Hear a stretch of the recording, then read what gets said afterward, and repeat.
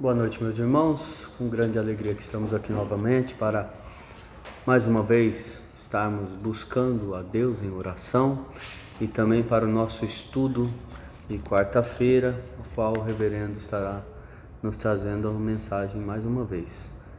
Convido vocês para fazer uma oração neste momento.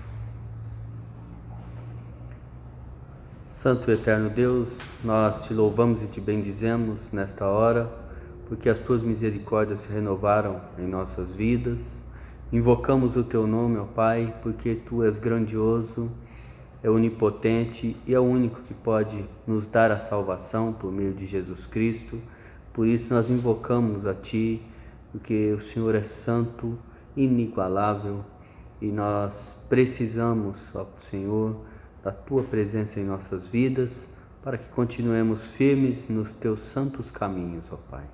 Em nome de Jesus, nós agradecemos por mais uma oportunidade de buscar a Ti em oração e também de buscar conhecimento através da Tua palavra, Pai. Em nome de Jesus que nós oramos e agradecemos. Amém.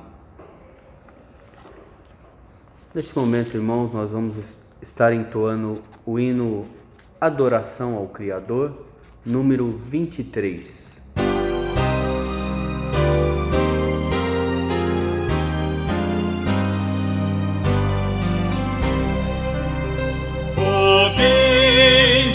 Adorar ao Deus Criador da terra e dos céus, eterno Senhor, ao Deus que habitando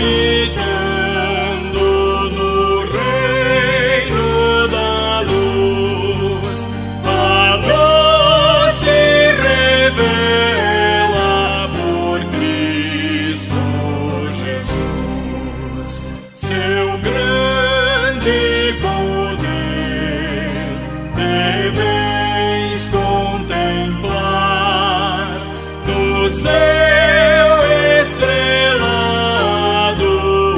no amplo mar, a gota de orvalho, a mínima flor, proclamam constantes ser Deus seu autor.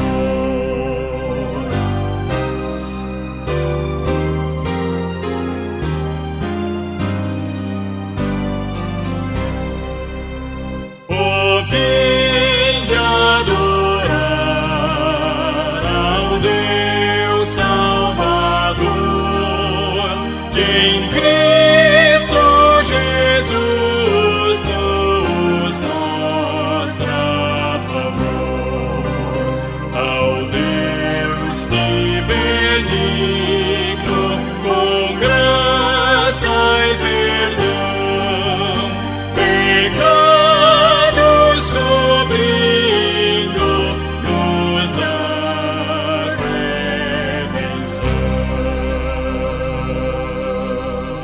Depois de louvarmos ao Senhor com este hino, eu os convido para abrir a palavra do Senhor no livro de Tiago, capítulo 2, dos versículos 14 ao 17.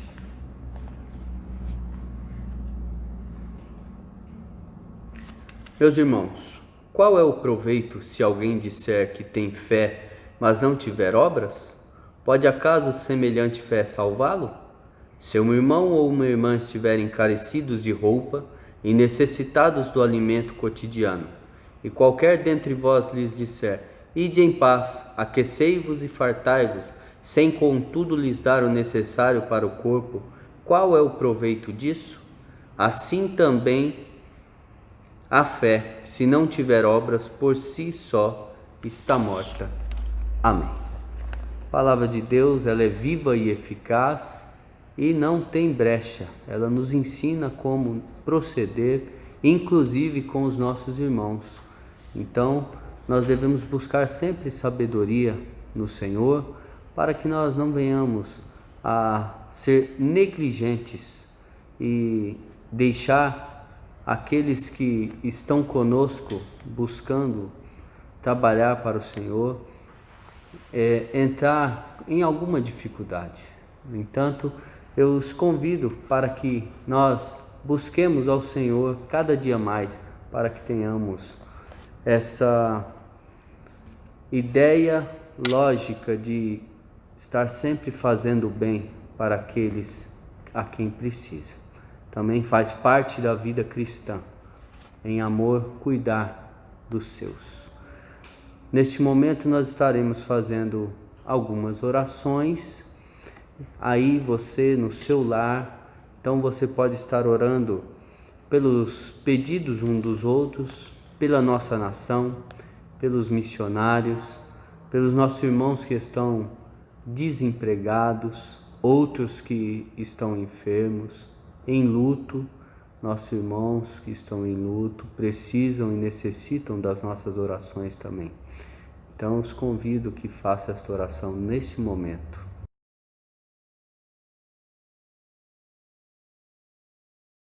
Senhor, nós te bendizemos, ó Pai, porque o Senhor tem cuidado de nós. Colocamos as nossas vidas em Tuas mãos, para que o Senhor conduza e faça a Tua vontade sobre nós, sobre a nossa igreja, sobre os nossos familiares. Colocamos as nossas vidas para que o Senhor esteja cada dia mais nos guiando, falando conosco através da Tua palavra, nos direcionando para que nós não venhamos a cair em tentação, Pai. Rogamos a Ti, ó Senhor, por aqueles que estão necessitados, ó Pai, que o Senhor esteja dando condições para que haja o pão de cada dia nos seus lares. Pedimos ainda, Senhor, pelos nossos irmãos missionários que estão no campo, neste momento tão difícil que está assolando a nossa nação, o mundo, as nações por aí. Já é tão difícil ser missionário pelos campos, ó Senhor. E nós imaginamos o quão tem sido difícil neste momento de pandemia. Por isso nós rogamos a Ti, ó Pai, que o Senhor esteja abençoando os nossos irmãos e abençoando as nossas igrejas, para que nós não venhamos deixar de estar segurando as cordas, ó Pai, levando as ofertas, enviando para que haja também mantimento para esses nossos irmãos que estão nos campos, ó Pai.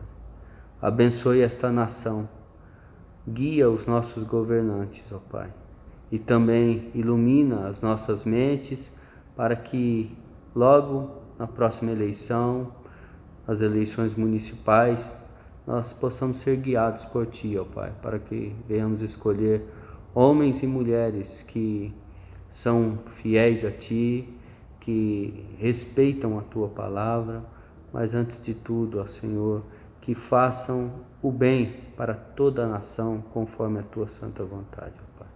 Em nome de Jesus, colocamos em Tuas mãos a vida do reverendo Valmir, ó Pai, ao qual estará trazendo a mensagem desta noite, ó Pai.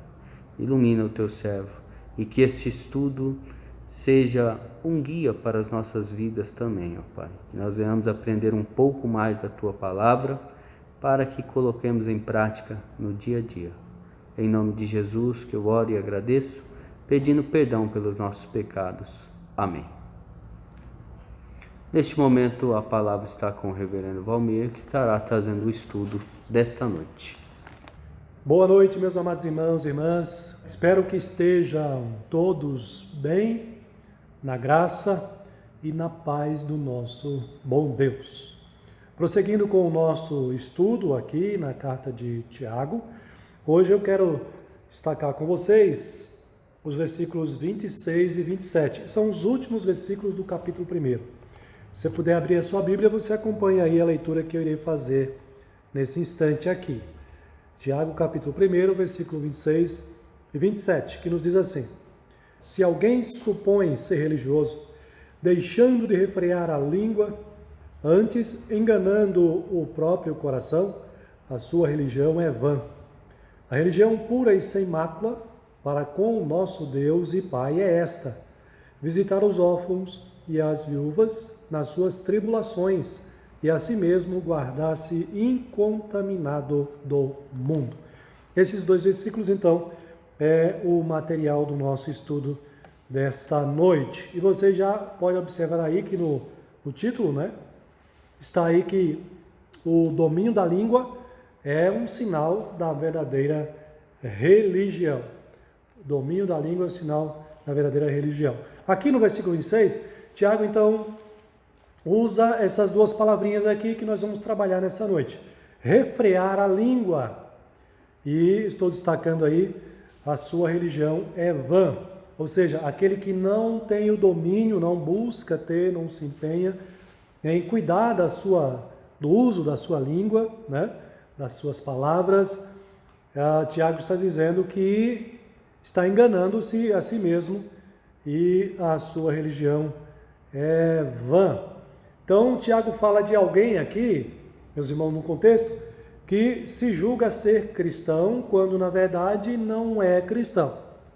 Vocês sabem muito bem que a própria palavra de Deus, os evangelhos, nos traz essa verdade que a igreja, o povo de Deus, é constituído, né, a igreja visível é constituída de trigo e de joio. Então, pense aí nesse contexto. E aqui Tiago dá, então, o exemplo prático da inutilidade de alguém ouvir a palavra de Deus e não obedecê-la. Não vai servir para nada a não ser para a sua própria condenação, como ele mesmo já disse lá em cima, enganando o seu próprio coração. Isso aqui é muito interessante a gente pensar sobre isso, de alguém que ouve a palavra de Deus e não coloca em prática, não obedece, não crê. Então, Tiago está dizendo que isso vai ser inútil para a sua vida. O exemplo aqui é o da falta de controle da língua, falta de domínio próprio, tema que ele trata mais especificamente no capítulo 3. Se você quiser depois ler com calma o versículo 3, para você aprender mais ainda a respeito desse tema, você pode fazer isso. Tiago então se refere a quem pensa ser crente, contudo ao mesmo tempo em que se diz uma pessoa cristã, está deixando de ter o domínio próprio, de refrear a sua língua. Então ele vai mostrar que essas 2 coisas são incompatíveis. Que 2 coisas são essas? Ser crente e não ter domínio próprio sobre a sua língua. Ser convertido e a falta de controle da língua. Tiago vai mostrar que são coisas que são incompatíveis, não dá para caminhar junto. Então, a palavra aqui, refrear, ela é usada no sentido de exercer o controle sobre o cavalo. Essa ferramenta aqui, esse instrumento aqui, que é conhecido como o freio ou o bridão, né? Que é o instrumento que você usa para que as rédeas funcionem, tenha o objetivo esperado, né? Para você controlar o animal ali. O Salmo 32, versículo 9, se você puder abrir aí, você acompanha aqui a leitura que eu irei fazer. Versículo 32, capítulo 32, versículo 9 diz o seguinte, com respeito a essa ilustração aqui: não sejais como o cavalo ou a mula, sem entendimento, os quais com freios e cabrestos são dominados. Como você está vendo aí na ilustração, na imagem aqui atrás. Então, Tiago vê aqui, meus irmãos, a atitude de refrear a língua como um sinal da verdadeira religião.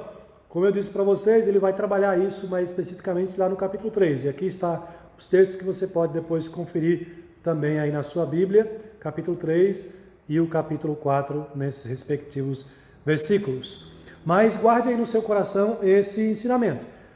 Na perspectiva de Tiago, refrear a língua é sinal da verdadeira religião. E é óbvio, eu concordo com Tiago, não dá para discordar dele aqui não é? Por quê? Porque nós devemos zelar pelo que nós falamos. nós devemos, assim como nós devemos zelar pela maneira como nos conduzimos, as nossas atitudes, principalmente a maneira como nós falamos e o que nós falamos, para darmos o bom testemunho e não o contrário. Então, aquela pessoa que foi convertida, é claro que ela vai se preocupar com as palavras que ela fala, com o que ela fala às pessoas à sua volta. Então, aqui o argumento é simples. Se a religião de alguém não é suficiente para refrear a sua língua, não é suficiente para mais nada. Portanto, por isso que ele diz lá que a religião é vã, é uma religião inútil.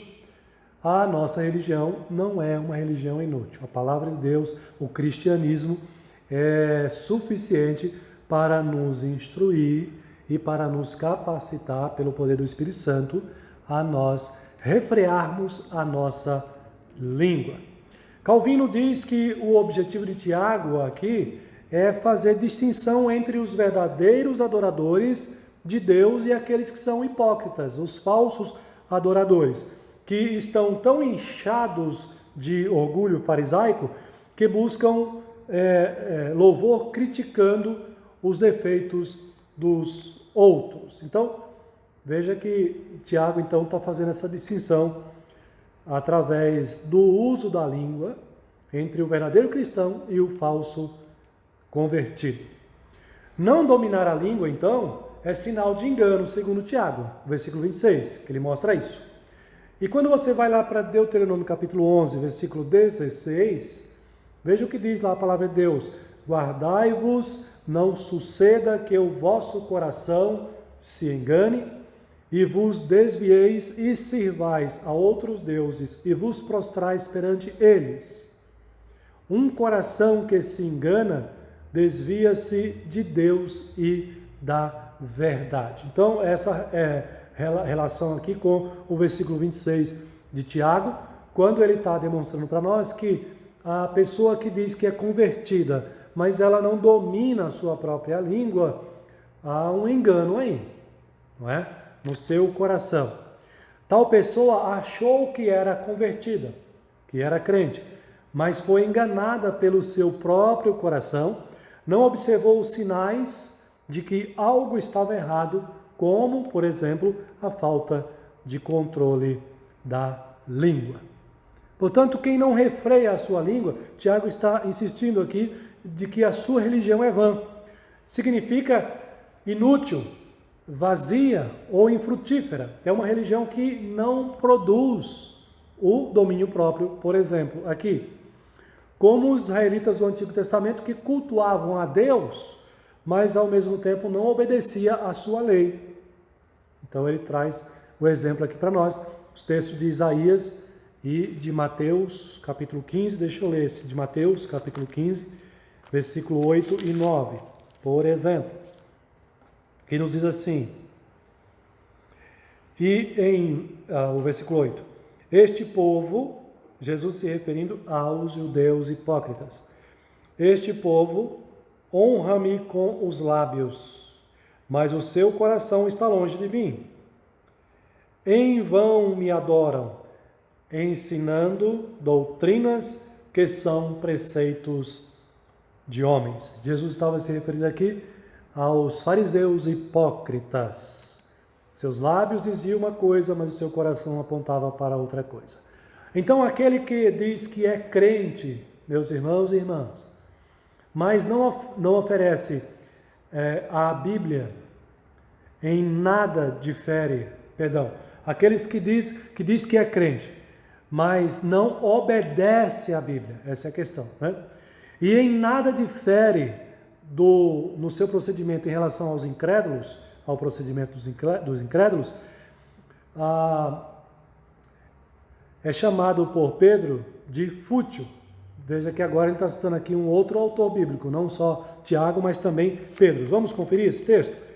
1 Pedro, capítulo 1, versículo 18.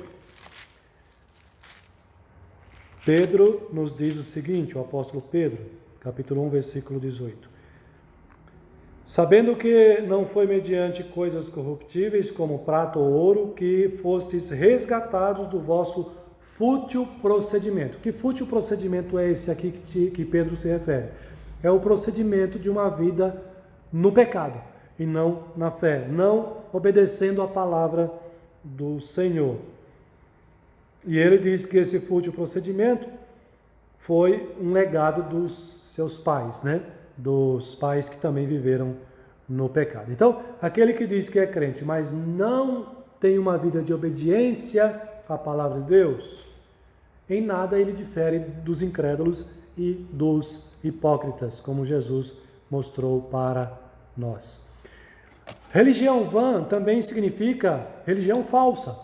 A mesma ideia lá de Atos, capítulo 14, versículo 15, para os falsos deuses lá de Atenas. Você se lembra desse texto lá. Então, é uma religião falsa, que não produz o resultado que Deus requer de nós. Quem não domina, então, a sua língua, cultiva uma falsa religião no seu coração, segundo o ensinamento de Tiago. Não é uma verdadeira religião. E a verdadeira religião, Tiago vai nos ensinar aqui, que é a religião pura, é a religião sem mancha, né? Que eu estou ilustrando aqui com uma água transparente. O versículo 27, então, nos diz, de Tiago, a religião pura e sem mácula para com o nosso Deus e Pai é esta, e ele vai apontar para a praticidade dessa religião. Visitar os órfãos e as viúvas nas suas tribulações, e a si mesmo guardar-se incontaminado do mundo. Então veja que, diferente de uma religião falsa, de uma religião vã, que não produz o fruto esperado, a religião verdadeira, ela é aquela que se mostra na prática. Ela é aquela que produz uma mudança na vida do pecador. Então ela vai capacitar aquele que se diz cristão a mostrar na prática o efeito, o resultado dessa religião. Visitar os órfãos, as viúvas e guardar-se puro, incontaminado do mundo. Então a religião verdadeira é diferente da religião vã, da religião falsa. Se caracteriza pela prática do amor. Então, visitar os órfãos é uma prática do amor. Visitar as viúvas e assistir às suas necessidades, né, suprir as suas necessidades, é praticar o segundo grande mandamento. Então, esse é o resultado da religião verdadeira. A religião falsa não produz isso na vida do religioso. Então, ela se caracteriza pela prática do amor a Deus e do amor ao próximo. Que religião é essa? É a religião que Tiago apresenta como sendo pura e sem mancha. Ok, meus irmãos? A religião pura significa, a palavra pura aqui significa sem qualquer coisa que a contamine. Em contraste com a religião vã, então, que mistura a verdade com o erro. A religião que é pura, ela lida com a verdade, ela ensina a verdade e ela orienta os seus fiéis, seus seguidores, seus discípulos, a viver e a praticar a verdade. Vamos dar uma olhadinha no capítulo 3 de Tiago, versículo 17, o que ele diz? Capítulo 3, versículo 17, ele diz assim: a sabedoria, porém, lá do alto é primeiramente pura, tem a ver com a religião pura, depois pacífica, indulgente, tratável, plena de misericórdia, tem a ver com amor ao próximo, e de bons frutos, imparcial, sem fingimento. Então, Tiago sabia o que era passar de uma religião para outra, pois ele era antes judeu e agora é um cristão, um seguidor de Jesus Cristo. Então, ele agora, como um cristão, ele identifica na religião de Jesus, ou no próprio Jesus, o que é uma religião pura, sem mancha, sem mácula. É a religião que ensina a verdade e que essa verdade é praticável. o seguidor dessa religião, o cristão ou o discípulo de Jesus, ele vai praticar, ele tem condição de colocar em prática aquilo que ele está aprendendo. Veja que Deus é quem avalia se a religião é pura ou não. É para com Ele e diante dele que praticamos a religião. É verdade que a religião, é verdade que a praticamos diante dos homens também, mas devemos, em primeiro lugar, praticar a religião e buscar vivê-la para Deus. Não é assim que você busca viver? No seu dia a dia? A sua vida religiosa, a sua vida espiritual, a sua vida cristã, fazendo o que é certo para agradar a Deus e para a glória de Deus. Então nós buscamos viver essa religião diante de Deus. Claro que também diante dos homens, mas nós buscamos viver em obediência ao Senhor. Atos capítulo 24, versículo 16. Se você puder abrir a sua Bíblia, você também pode acompanhar esse texto. Capítulo 24, versículo 16, diz assim: Por isso também me esforço por ter sempre consciência pura diante de Deus e dos homens. Primeiramente diante de Deus, depois dos homens. A consciência pura, isso aqui é muito interessante para nós cristãos. A nossa consciência, ela é um termômetro muito importante. Ela é uma ferramenta usada pelo Espírito de Deus. E as Escrituras nos ensinam a sempre viver buscando ter uma consciência pura para com Deus, primeiramente, e para com os homens. Como você faz isso? Vivendo a verdadeira religião, obedecendo os seus preceitos, os seus ensinamentos no dia a dia. Então, Deus é quem avalia a pureza de nossa religião por dois critérios, segundo Tiago, que é o que ele coloca aí no versículo 26. Primeiro, visitar os órfãos e as viúvas nas suas tribulações. Essas duas marcas da verdadeira religião, elas então mostram e se mostram comprovando que é verdadeira. No contexto de Tiago, nos seus dias, havia muitas viúvas e muitos órfãos, por conta das guerras constantes e das pestes e até mesmo da fome. E sem contar que elas não tinham o amparo que as viúvas têm hoje, por exemplo, por parte de todo um sistema do governo, né? Hoje, as irmãs viúvas, elas têm o amparo, têm o seu benefício. Naquela época não tinha. Os órfãos também hoje, as leis são voltadas, né, para amparar o menor e assim por diante. As pestes, né? Hoje a medicina é muito avançada. Então, todo esse contexto, na época de Tiago, resultava em um número maior de pessoas nessa situação e que, portanto, exigia um olhar mais cuidadoso e mais diligente por parte da igreja. Veja que os primeiros diáconos, eles foram constituídos na igreja lá em Jerusalém para cuidar de quem? Das viúvas. Exatamente o capítulo 6, versículo 1 de Atos mostra isso. Tiago, que era dessa igreja, da igreja de Jerusalém, ele conhecia de perto as tribulações dessas viúvas, principalmente. Então, aqui está a primeira marca da religião verdadeira. Segundo Tiago, é socorrer os necessitados em suas necessidades. E aí é o mesmo ensino que a gente lembra de Jesus Cristo. Esse texto é muito interessante, eu não posso deixar de ler com vocês. Mateus capítulo 25, versículo 34 até o versículo 36.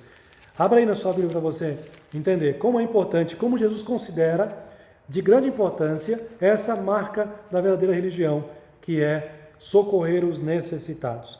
Mateus capítulo 25, versículo 34 a 36. Capítulo 25, versículo 34. Diz assim: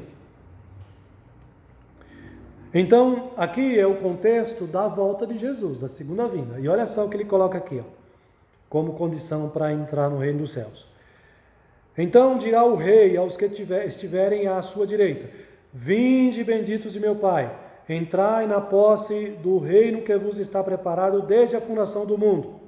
Porque, ele vai dizer no versículo 35, porque tive fome, me deste de comer, tive sede, me deste de beber, era forasteiro e nos hospedaste, e me hospedaste, estava nu e me vestiste, enfermo e me visitastes, preso foste me ver. Então veja, tudo isso aqui, o que é? O que significa? Socorro aos necessitados. E Jesus está colocando isso daqui como condicionante para entrar no reino dos céus. É claro que aquele que é convertido, até por conta da sua obediência a Deus, ele vai fazer isso por obediência ao segundo mandamento. Meus irmãos, isso aqui é muito interessante para nós e muito importante para nós. Será que nós estamos colocando em prática essa marca da verdadeira religião?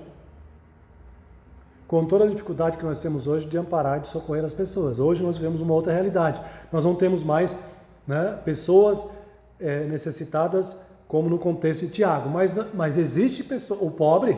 Aliás, é por isso que Jesus disse nos seus dias, os pobres sempre estarão convosco.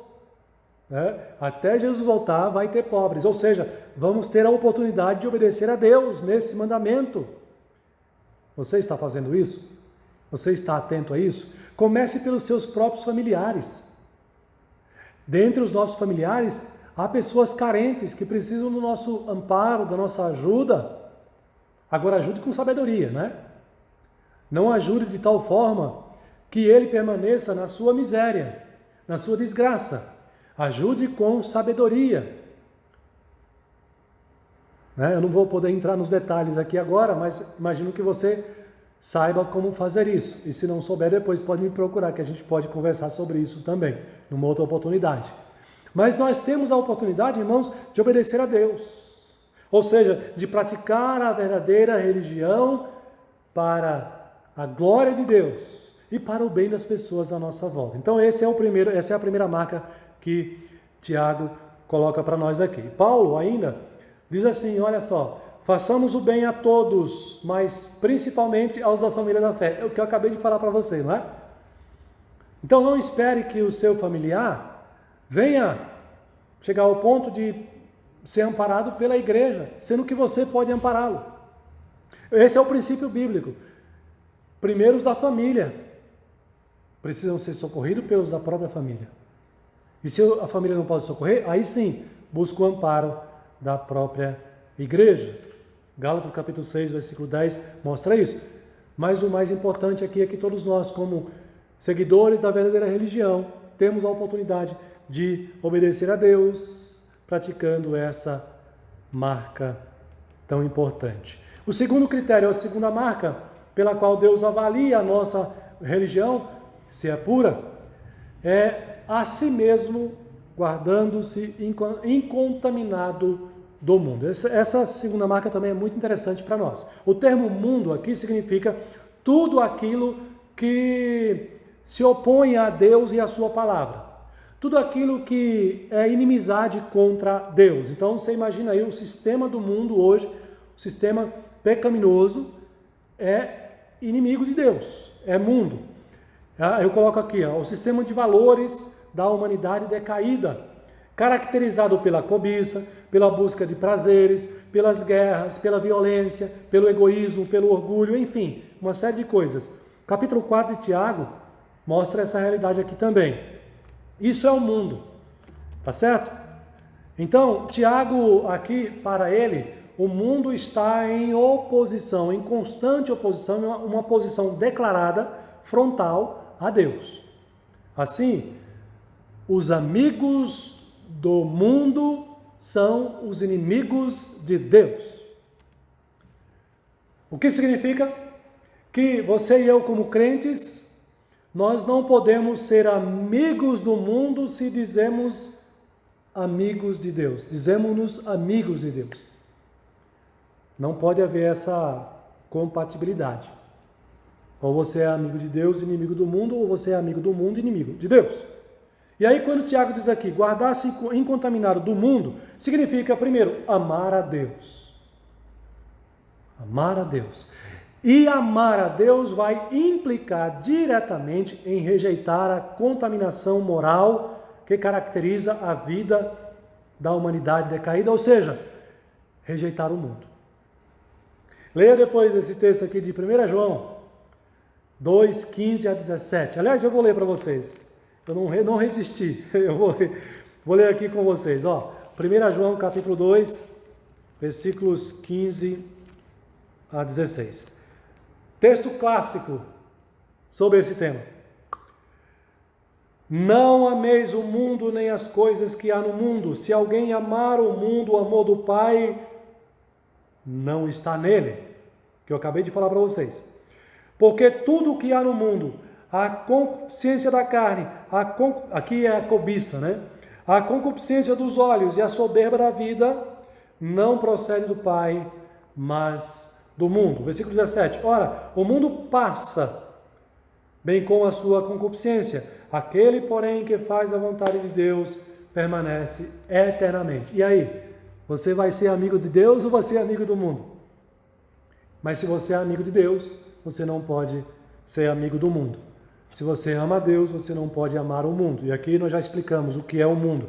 É o sistema pecaminoso, o sistema de valores do mundo. Então essas duas marcas que Tiago coloca aqui, tem tudo a ver, olha que coisa legal, interessante, para você pensar comigo aqui.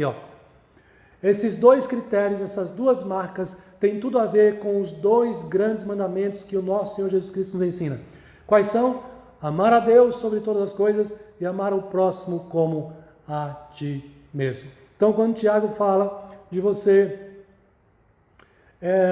cuidar dos órfãos e das viúvas, está cumprindo o segundo grande mandamento. Quando Tiago diz que você não pode amar o mundo e que você deve guardar-se incontaminado do mundo, você está expressando, manifestando o seu amor a Deus sobre todas as coisas. E aí eu concluo aqui. A religião pura e sem mácula diante de Deus é caracterizada, sim, pelo amor ao próximo como a si mesmo e a Deus acima de todas as coisas. Pense nisso. Se esforce, se empenhe para colocar em prática essas duas marcas da verdadeira religião, que no fundo é isso aqui. Amar a Deus sobre todas as coisas e amar o próximo como a você mesmo. Façamos isso, meus irmãos, e assim nós estaremos espalhando a verdadeira religião nesse mundo mau, nesse mundo regido por um sistema pecaminoso. E estaremos fazendo isso, ampliando o reino de Deus neste mundo para a glória dele mesmo e apressando a volta de Jesus Cristo, o nosso Senhor, o nosso Salvador. Que Deus abençoe a sua vida com essa palavra nesta noite, com esse ensinamento, e que você possa colocar em prática durante a semana e durante todos os seus dias. Vamos orar? Pai, obrigado, Senhor, pela Tua bendita palavra que fala ao nosso coração, nos fortalece, nos alimenta. Que assim seja, Pai, com os irmãos e irmãs que recebem a Tua palavra nesta hora. Que Teu Espírito Santo ajude a cada um deles a aplicar em suas vidas, no seu dia a dia, e assim, Pai, honrarem o Teu nome, e assim serem fortalecidos e abençoados cada dia mais. No nome de Jesus que eu oro e agradeço. Amém. Querido irmão, querida irmã, forte abraço e até o nosso próximo culto. Que Deus abençoe e uma boa semana a todos vocês.